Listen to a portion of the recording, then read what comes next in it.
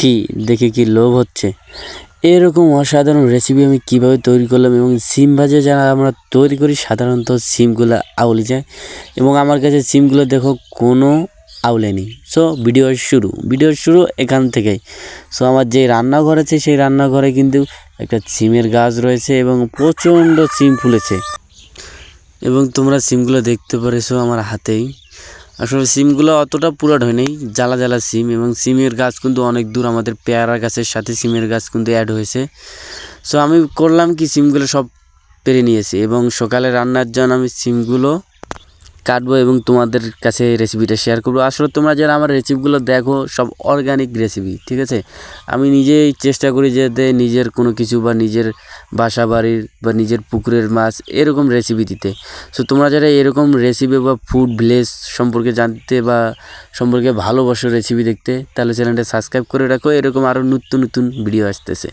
So প্রথমত আমাদের যে মেন কাজটা করতে হবে, সীমা ভালোভাবে কাটতে হবে।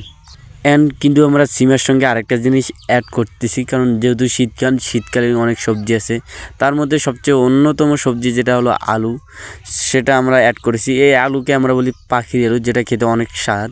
এবং শুটকি আসলে একটা মিশাল জাতীয় খাবার, যেটা সব সবজিতে দেওয়া যায়, এই জন্য আমরা শুটকিটা অ্যাড করে থাকি। এবং যাদের যাদের সবজিতে শুটকি খেতে ভালো লাগে তারা অবশ্যই চ্যানেলটা সাবস্ক্রাইব করবেন এবং একটা লাইক করে দিবেন। আর আমাদের এদিক কিন্তু আলু এবং সিম রেডি হয়ে গেছে। এখন কিন্তু আমাদের মেন কার্যক্রম শুরু। প্রথমে কিন্তু আমরা শুটকি, পেঁয়াজ, মরিচ এবং হলদি, কিছু লবণ দিয়ে আগে ভেজে নিই। এরপর কিন্তু আপনারা যেটা সিম এবং আলু দিয়ে দেবেন কড়াইতে। একটা জিনিস লক্ষ্য করবেন, কড়াইতে যখন আলু এবং সিম দেই তারপর কিন্তু আমরা একটু নাড়ি। এবং আরও কিন্তু আমাদের সিম রয়েছে, যেহেতু আমাদের সদস্য সংখ্যা বেশি সেহেতু তরকারির পরিমাণটাও একটু বেশি লাগে। যে বাকি অংশটুকু ছিল সেই বাকি অংশটুকু কিন্তু আমার কড়াইয়ে দিয়ে দিই।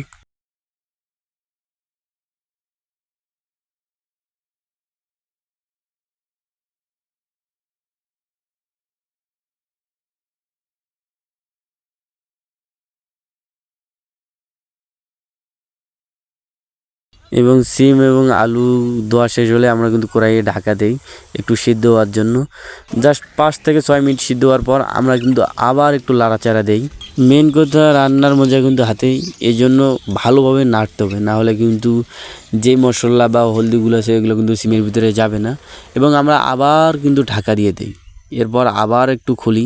আপনাদেরকে আগেই বলি, দুটার বেশি ভাপ দিবেন না, ঠিক আছে। প্রথমভাবে সিদ্ধ হওয়ার পর এরপর আরেকটু নাড়াচাড়া দেওয়ার পর এইভাবে কিন্তু পুরোপুরি হয়ে গেছে আমাদের রেসিপি। এখন মেন কথা হলো একটু তেল দিতে হবে। তেল দেওয়ার পর হালকা করে ভাজতে হবে। যখন দেখবেন একটু গাঢ় ডিপ হয়ে আসতেছে তরকারিটা, তখন মনে করবেন যে পুরোপুরি হয়ে গেছে। সো আপনাদেরকে দেখাই যে কি সুন্দর হয়ে আছে। আলুও কিন্তু গোটায় আছে, আমার সিমও পুরোপুরি গোটাল হয়ে আছে। আর একটু আপনাদের কাছে বলি, চ্যানেলটা সাবস্ক্রাইব করে দিবেন কাইন্ডলি আপনার ভিডিও দেখতে চাইলে। আমার সিম ভাজির ফাইনাল লুকটা আপনাদের দেখাতে চাইতেছি। অসাধারণ একটা লুক, মনে হচ্ছে সিম ভাজি উপর দিয়ে ভাই অসাধারণ একটা ফ্লেভার আসতেছে। তোমরা যারা আমার চ্যানেলটাকে এখনও সাবস্ক্রাইব করো নাই, জলদি করে সাবস্ক্রাইব করে দাও, নেক্সট ভিডিওর জন্য তৈরি হচ্ছি।